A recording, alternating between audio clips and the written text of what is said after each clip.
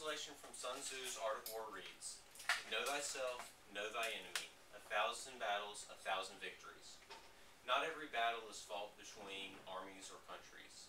Every time a student walks into a classroom to take a test, a battle is fought. And just like battles, how some can be more decisive than others, some tests are more important than others." So today what I'm going to talk to you about is why you need to prepare for standardized tests. Standardized tests are all around us. You have to take the ACT or SAT to get into college, the LSAT for law school, the MCAT for med school, the list goes on and on. Even the military requires you to take the ASVAB upon entering. I've been working with students to prepare for standardized tests for the past 3 years, and I've seen the effects of different levels of preparation.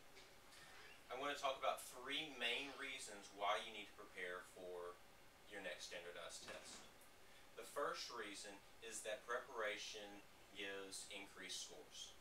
The second reason is that these better scores are going to give you better opportunities. And the third and final reason that we're going to talk about is that the cost of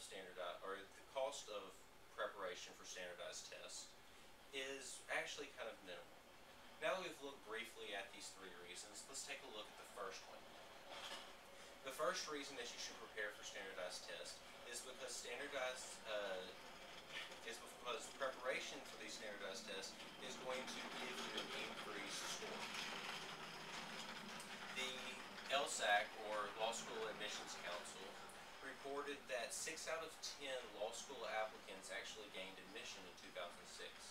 The following year, Kaplan Test Prep conducted their own survey of their own students and found that 9 out of 10 of their LSAT students gained admission. Now, what's the difference between 6 out of 10 and 9 out of 10? The answer, better scores. The reason for the better scores is test prep. The 6 out of 10 group, they had people that did prepare for the test, they had people that didn't prepare for the test.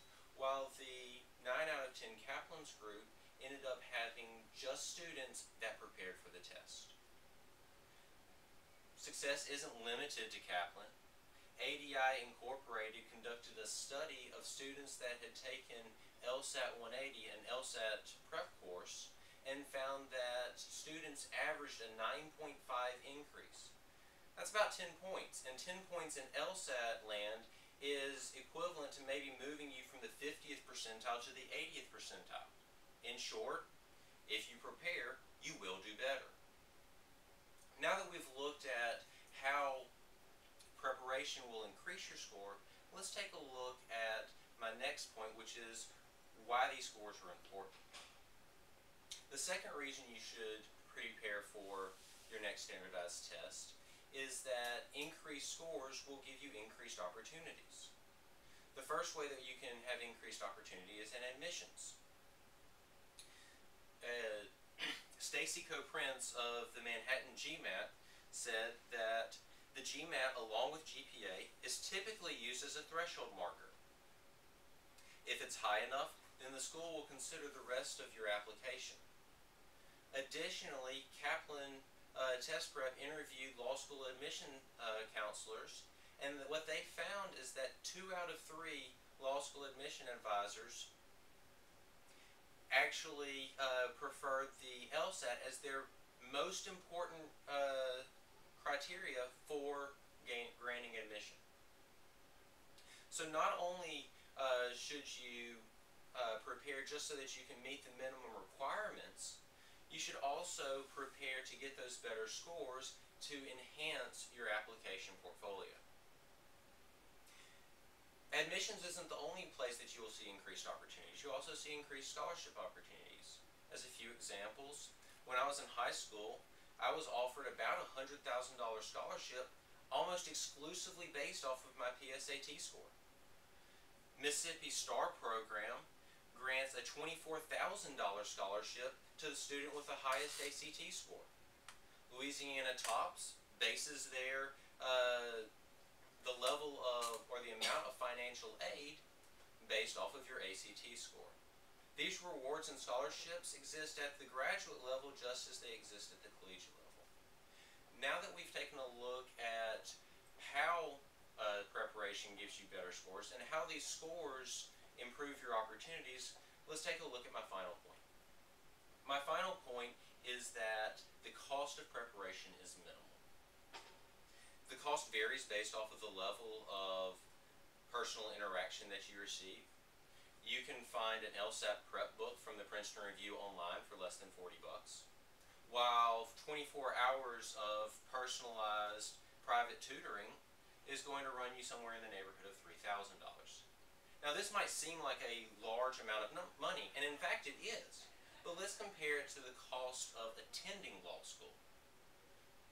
According to U.S. News and World Report, the cost of attending a top-tier law school is about $50,000 per year. Law school lasts for 3 years, so that totals out to $150,000. Now when we look at that $3,000, it seems a little bit smaller in comparison. In fact, it's only about 2%. I don't know about you, but I can find a savings account at a bank that gives me better interest than that.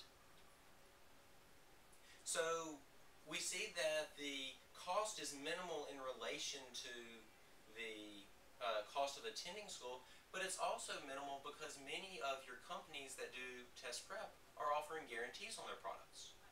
For example, Kaplan has the higher score guarantee, and what this basically means is if your score doesn't go up, they give you your money back. This completely eliminates the risk of investing in a prep program and not seeing those score increases. In conclusion, let's review the reasons why you should prepare for your next standardized test. First, preparation has been shown to yield higher test scores. Secondly, these scores will yield you better opportunities, both for admissions and for scholarship. Third, the cost of preparation is minimal. Not only because if you put it in relation to the cost of attending school, but also due to the guarantees that the companies offer on their products. It is imperative that you take steps to prepare for your next standardized test. You wouldn't walk into a semester exam without having done some form of studying. Why would you choose to do the same for a test that is equally, if not more important to your future? Remember, a small investment of time and money can help you grab that scholarship to help pay for that $150,000 education.